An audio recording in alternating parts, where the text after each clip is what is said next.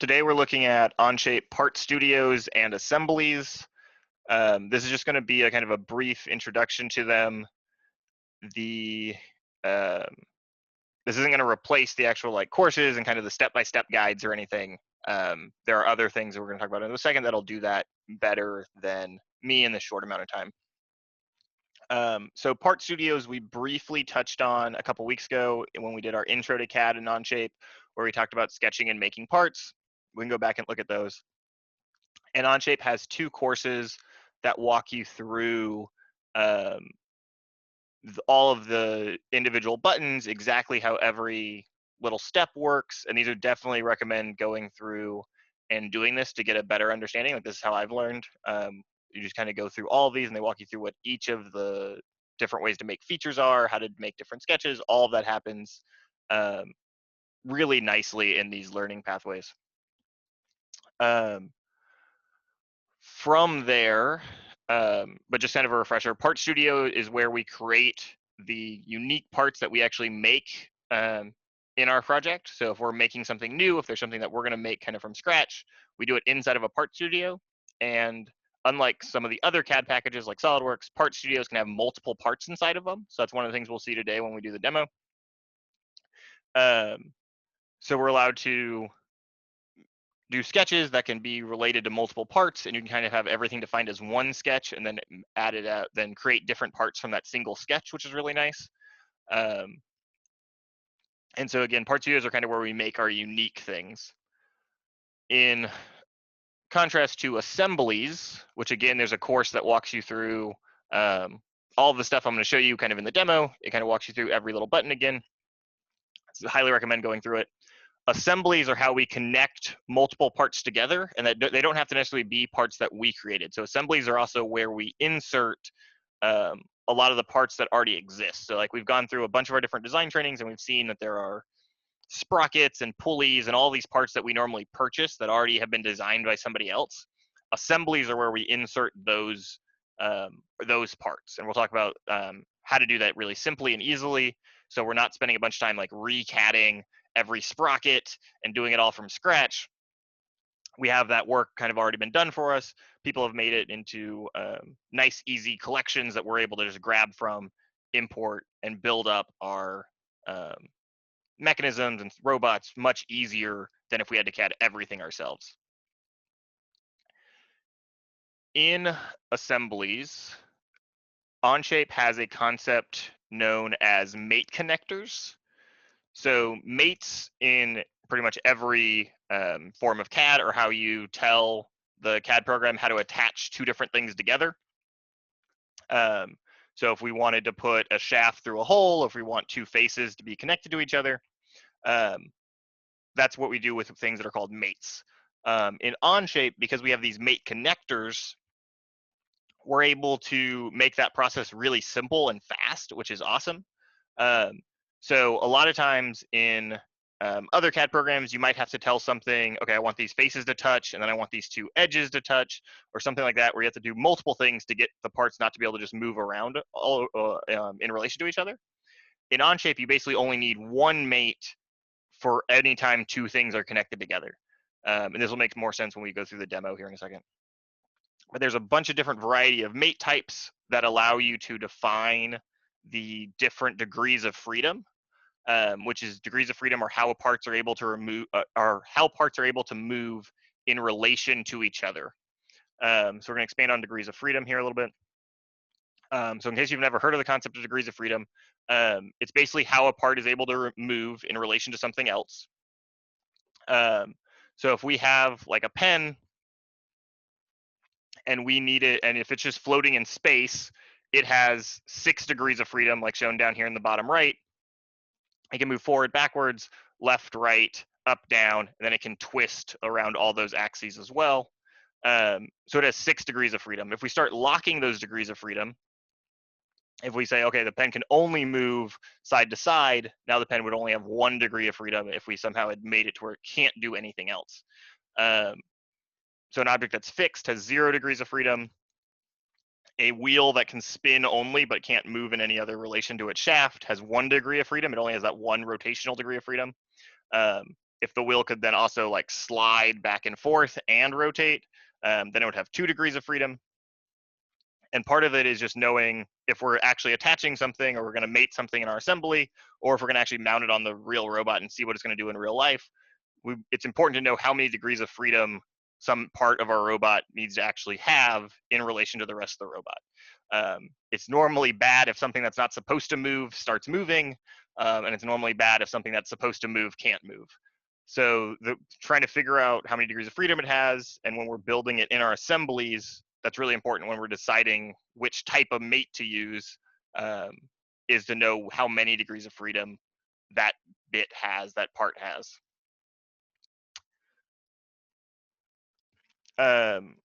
SolidWorks has the ability to edit in context, so you can basically make a part studio that references an assembly. So this is the part we're actually going to make this demo part here. This is basically this outer kind of gray transparent part is a tire, and we're going to build the hub for it.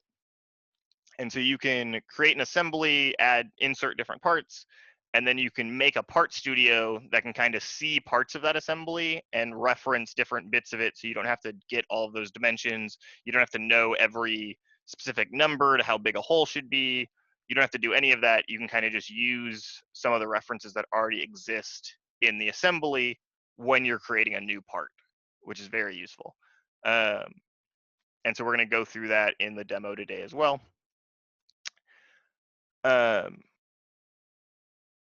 The other useful thing, as I was talking about assemblies, is how we actually get those parts that already exist. And MKCAD is the easiest way to do that for our common FRC components. So most of the things that we actually we purchase to put on the robot exists inside of MKCAD. The MK stands for Milk and Knights. They're an FRC team. One of their members, or a couple of their members, started it and kind of built up the library, and then they shared it with the rest of the community. It's been around for a few years, and now there's multiple community members who aren't all part of Milk and Knights who help maintain it. So they add new parts that come out. They make sure it's organized nicely. They improve on it. They add new additions to it. It's really nice. It saves a ton of time being able to use the work that they've done, where they've imported all the different parts. They've made sure they're all correct and easy. They've added a bunch of things where they have the correct size weights and things too, so we can figure out how much some part of our robot's going to weigh. They've done a lot of the detail work for us in MKCAD, and there's a really simple process to be able to import these items into our OnShape assemblies, which we'll show in the demo in just a second. A lot of the items in here are configurable, so you can edit, you can make really small changes to them and things. So you can build custom pulley sizes and things just by changing a number or something, and it'll tell you how many teeth are on a pulley, and you can just type in the number to be able to do that. Same with certain assemblies that get built up, like a versaplanetary. You can tell it all the different parts of a versaplanetary that you want. Like we've talked about how there's different stages and different gear reductions you can do into a versaplanetary. You can type those in and basically get a solid part without having to go in and do all the individual mates or include every little part. You can do it all as one piece that you insert into your assembly, and it's ready to go. So it just saves a lot of time. These are the instructions for tagging all the MKCAD documents. I've already done this in mine. We can see kind of what it looks like here, though. If we want to search in OnShape, you can search all the public files that anyone has ever made, which is really nice. So if somebody makes something public, you can go and use it in your assemblies. You can learn how they made something, which is convenient. When we click this link, it takes us to a OnShape search that already has, that searches for all the MKCAD files.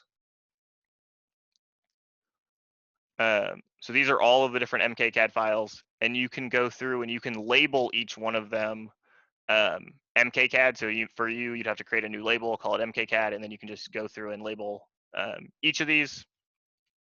You can actually just collect them all. If you shift click them all, you can label them all in one go. Oh, actually, so one of mine hasn't been done for some reason. Let me click off. So this one hadn't been labeled, so I can go in and do it right there. And so now whenever I click on this MKCAD label, all of those show up for me. So it just makes it really easy to reference all of these different parts.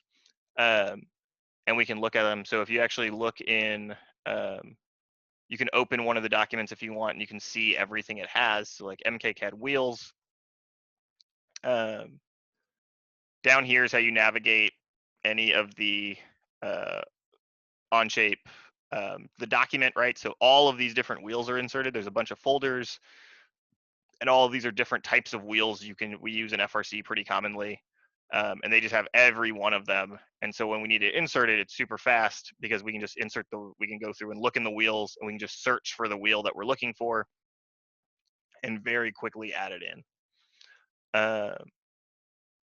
Okay, so what we're gonna do for a few minutes is we're gonna do a demonstration of how to actually use some of this. So our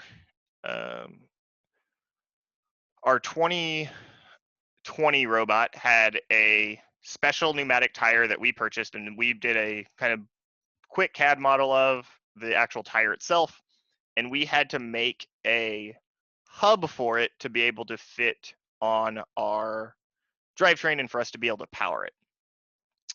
So this is what the SolidWorks model of that looked like, because we used SolidWorks last year to design a robot, but we're going to kind of mimic this in OnShape. So we have to have this tire model that we've already created, so we can import this from the SolidWorks file. We have this sprocket, which already exists, right? This is a part that we can purchase from Vex. There's this plastic hub part that we can also purchase from Vex. So that means it already exists. So that's somewhere in MKCAD 2.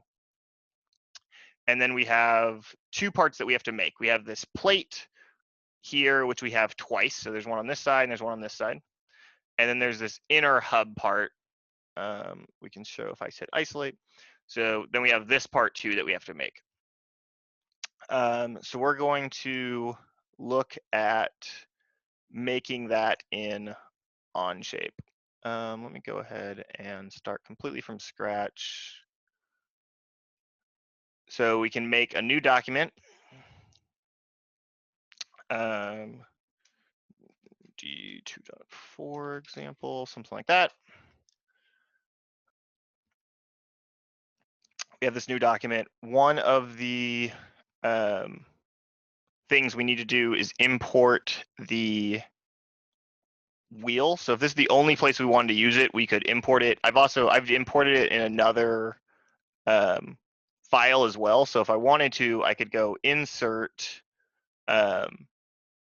from my documents. I have a wheel, so I could insert this part here if I wanted to, because I've already done it. If this was the only document we were using it in, I could also import it directly. So I could import, and in my on my hard drive, I have the SolidWorks file already, so I can import the SolidWorks file directly. I don't have to make a step or anything. I can take the direct SolidWorks file. I go ahead and hit OK. And it will import. It does take a second to convert the file, but it's pretty fast. And so now I have this wheel. It doesn't, if you notice, it doesn't like import on the origin. So it's kind of off here in the middle of space, which is kind of annoying. I was playing with this earlier, and the way you can fix that is you can use the transform button. So this up here, we can transform by mate connector. So these are this first, we're gonna actually see the mate connectors. So these mate connectors are awesome. They let you choose any of these faces. So if I tell it we're gonna move this, and then I tell it what mate connector I want, I can get it to give me basically the center of this tire. And so it's basically selected, the mate connector automatically figured out, okay, that there were these two faces that were parallel to each other. And so there could be a center one. So it chose the center of this wheel. So this is like the center axis, which is great. And it's the center between those two faces already. So that's where I'd want to put it on the origin. And then I can select the other mate connector and tell it to be the origin, which earlier, I thought there was a way to rotate this. I had trouble with this earlier, and I'm not sure if there actually is. Okay, this one got a little weird. This one, there's probably a better way to do what I'm about to do. So it made it kind of sideways, which is a little annoying. So what I did earlier, which works, and I'm almost certain there's probably a better way, but because I don't know it, I'm gonna go ahead and do the same thing I did before, which I wanna just be able to rotate this tire 90 degrees, but I need to give it an axis to do that. So I'm gonna draw a axis real fast. I'm just gonna draw a line. And then I'm gonna use the transform button again. Still that part. This is the axis, except I'm gonna tell it to rotate. And so, sorry, now I'm gonna click the axis. And then I can tell it how far, which is 90 degrees. Okay, so now that we've kind of established everything is in the right orientation, this is the front, this is the right. Yeah, that's fine for now. You could change that if you wanted. Front could be this way, right could be that way. It doesn't really matter. But at least top is now opposite the bottom of the wheel. Okay, so now we have this tire, so that works. We can create versions in OnShape, which is a very useful part of the process, especially when we start doing actual robot parts. So we can go back to versions if something gets messed up, or if we want to change something, we can link different versions. So if I hit create version, I can tell it just to make version 1. We can leave a description, imported tire, something like that. And now we have that version, you can go back. So kind of like in Google Docs, how you can always just go back and undo anything. It's the same thing here. So if something does happen, if something gets changed, if you've done any versions, you can do that. You can also go through any of the undos. So like any of the things I've done, I can undo any of them and I can redo. So you have a lot of history that's super useful. So if something does get messed up, you can always change it. Okay, so now that we have that tire imported and we were able to do that, in the assembly, I can start adding parts. So you can add parts that exist in your in the document. So this is the current document in, and we've inserted this tire, so I can import it. If you don't move your cursor out of the window, right, you can place it anywhere, but if I don't, if I just have it stay in here, it'll automatically attach it to the origin, which is super useful. So it's in the center of this document now too, so I can just hit check. And now this is in the center of the document. You do have to manually tell it that this part can't move. So if we want this to be to stay in the center of our document, we can right click and go to fix. And that makes it to where I can't drag this document anymore because it's fixed. So now we have one part, but we already had one part, right? These don't look all that different. But because it's an assembly, we can start inserting more parts. So if I go to insert, I go to other documents, here's where I can go into MKCAD, my label that I have here. I can click on it. And I can insert, say, the hub, if I can figure out where the MKCAD hubs are. Where'd it go? Hubs. And then this is that same hub. I happen to know it's the top one. It's the 1.125 bearing bore plastic hub. And so I can just click and insert that. Okay. So sometimes I forget to hit the green check mark. If you don't hit the green check mark, it's like, hey, it canceled the whole process. So then it deleted the hub I inserted. But if you hit restore, it adds it back. OnShape does a lot to help correct when you make errors. Because if I still forget sometimes if I'm using SolidWorks methods of doing things, it corrects for me, which is very useful. Here, if I wanted to put if I wanted to mate this concentric to this tire, even though we don't have any of the hubs yet, we can start using the assembly mates that are all up here. So there's a few different ones. There's a fasten mate, which lets you make something that can't move at all. So it can't move in space and it can't rotate. So it has 0 degrees of freedom. Basically, wherever we set it, that's where it is permanently. And then all of these other buttons basically allow you to choose which degree of freedom you want the two objects to have in relation to each other. So if I make a slider mate, say, it will allow me to choose, let's see, so I'm going to get this outer face. And so depending on where you click, you can get different mate connectors, right? So I can get like the top of this cylinder. I can go up here and get this cylinder. And then here, I can choose different mate connectors too. So if I want, say, this one. And so now this is a slider mate. So once I insert that, I'm still able to slide this back and forth. So I have 1 degree of freedom with this mate, but I can't rotate it at all. I can't move it any other direction. I can kind of only move it along this axis. And that works for what we want to do right now because we don't actually know where this ends up, right? This is going to be attached to, let me exit isolate. This is going to be attached to this plate that doesn't exist yet in our CAD. So I'm going to go ahead and leave it as a slider mate. We could edit it later if we want. We can change it, but for now, that's good enough. I'm also going to, we can add in the sprocket. So if we go back into MKCAD, we can find the sprockets. And we can find the sprocket that we actually want. Say a, what size is it? It's a 20, I think we're using a 22 here, I think. 22 will work, even if that's not the correct one for what we're doing. Okay, so we have that plate sprocket. And so then we can mate that as well. When they're inserted, they happen to already have the holes and everything lined up, I believe. So if we don't rotate it at all, we should be able to just use a fasten mate. We'll see if that works. So we can grab the side of this part of the cylinder in here, this part of this opening. We can grab this side of this opening and mate them together, and it looks like that did its job.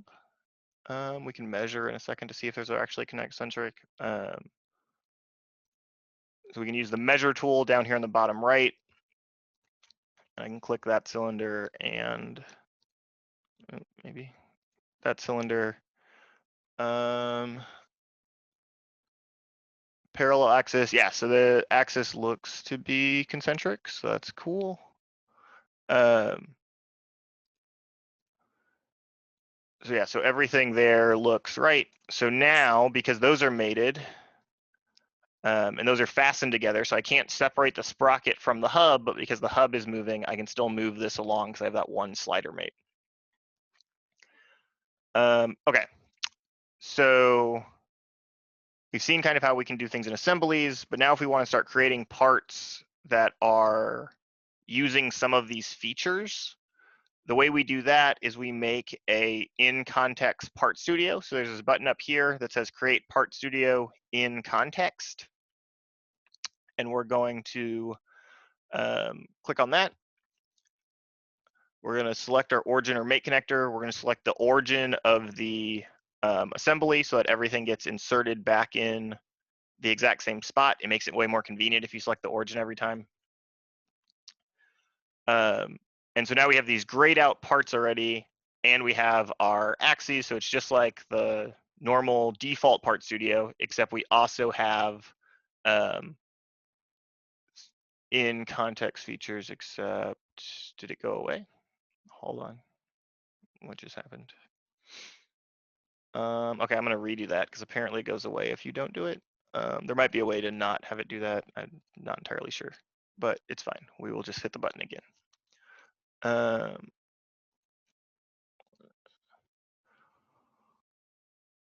All right, so now we are in context and we can do whatever we want. So we can create a new sketch.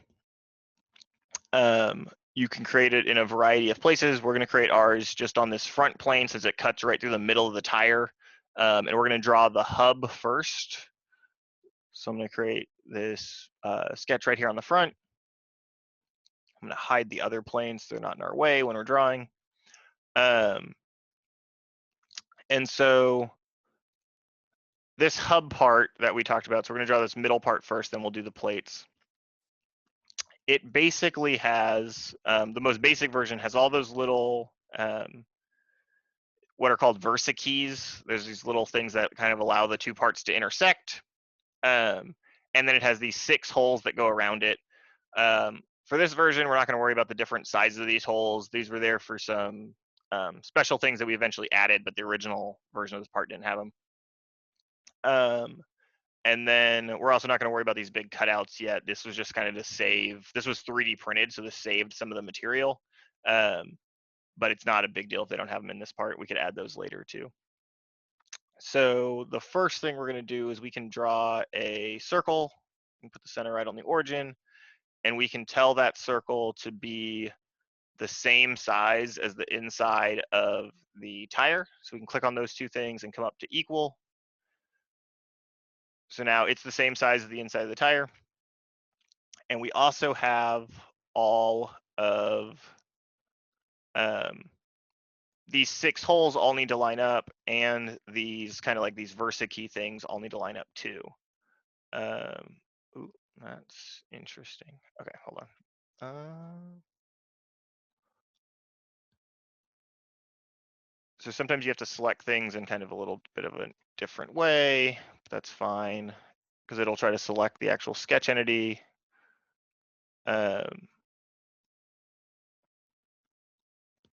These are actually going to be, so there's a few different ways you could do this. So we could, if I just select these, you can see that this kind of has a rounded face, so it's going to be a little small for what we want.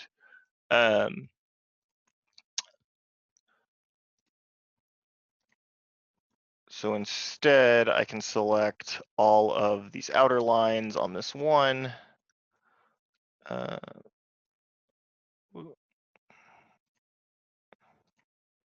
this is actually the hole that we need to cut to allow it to go inside of it. Okay, well, that was my fault. I misclicked.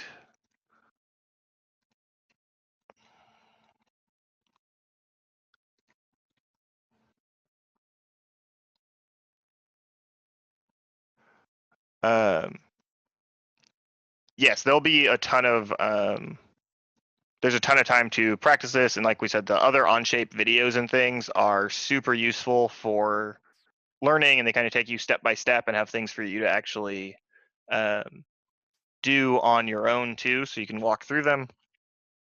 So we have those selected. If I right click, I can click use. And what use does is it brings those elements out to my sketch. So for the people who have done SolidWorks, it's basically like convert entities. And then I can do the same thing with one of the circles here. So I can do use here. And so now, since I have one set, I can make a circular pattern.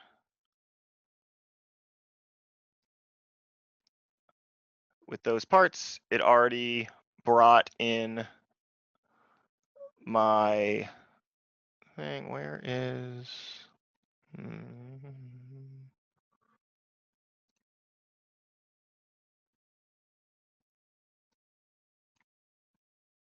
Oh yeah, you have to change it here. So if I change this 3, I can change this to 6. So now that circular pattern lets me just rotate it all the way around. And so SolidWorks figured out I already wanted it on the origin, which is another nice reason to define things on the origin. It kind of does some of that for you. And I can just go ahead and hit the left arrow to get that green check mark. Oh, no. Okay, let me try that again. Hold on. 6.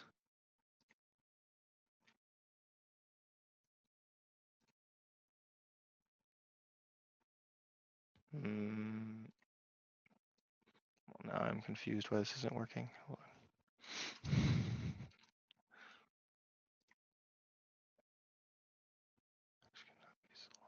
Oh, I thought I only supposed to do.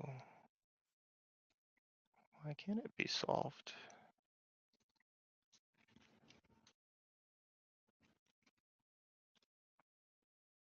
No.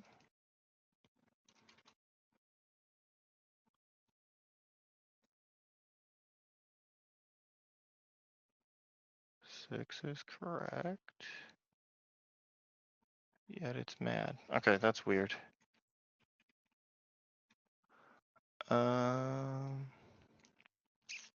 Give me a second to figure out what's happening.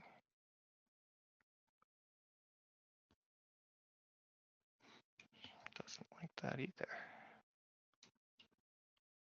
Odd. Okay. Well, there.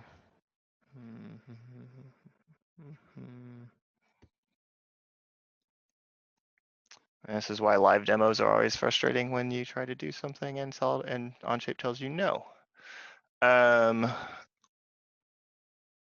For the outer circles, it's easy enough just to select all the other ones. We already have all of them.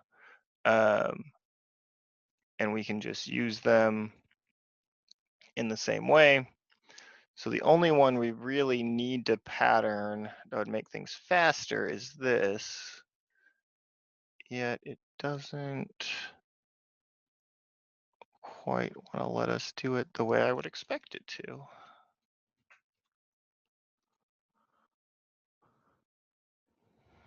No, it's just really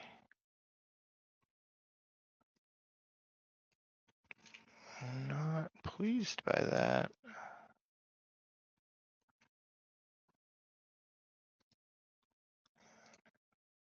Okay, interesting. So for our purposes right now, just so we can finish and I don't have to waste any more time, I'm gonna go ahead and just use the, I'm gonna use these faces for now. It'll get us close.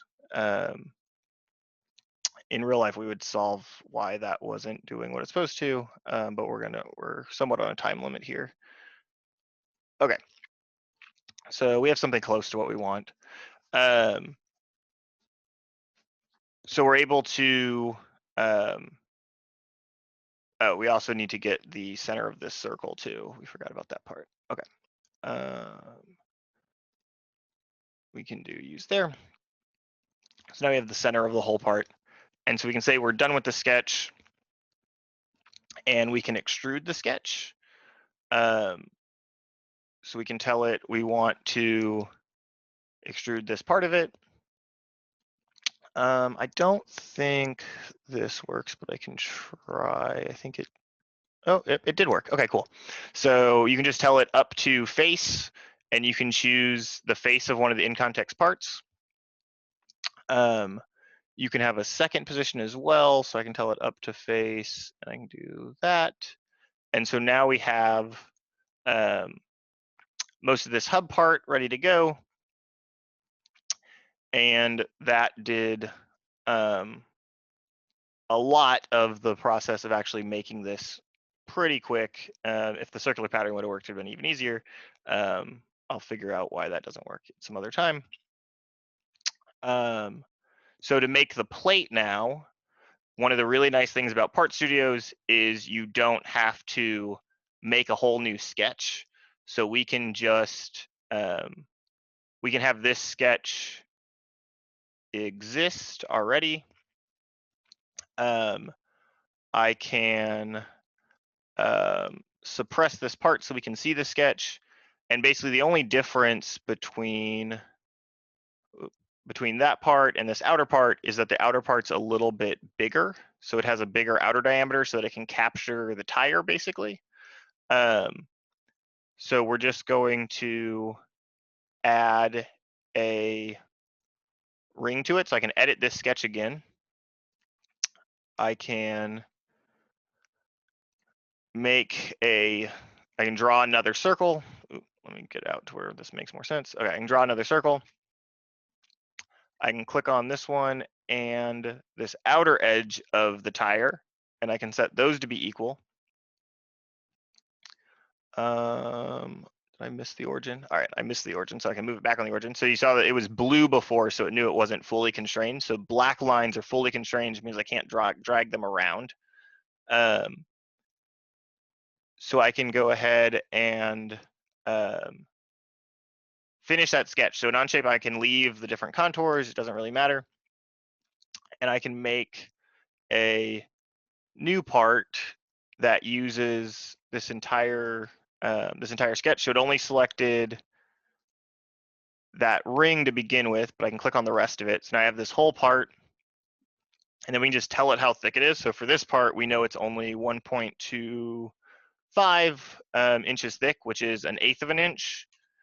And that's how much material we used on it.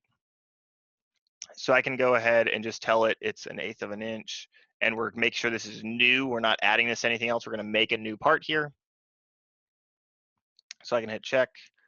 I can unsuppress that. So now we have two different parts. We have this inner hub, so I can rename it down here, wheel hub, and we have this plate, so I can rename this to wheel plate.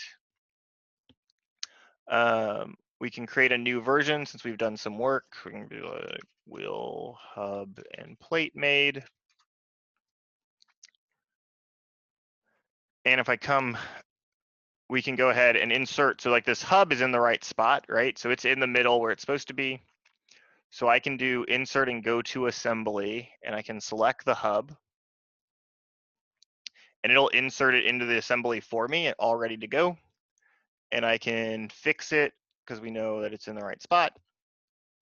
And then I can insert the plate that we know we have to add. So if I come down to Part Studio, I can insert a wheel plate, and I can put it here, and I can very quickly make this fasten mate. I can just grab the outer edge of that circle and the outer edge of this one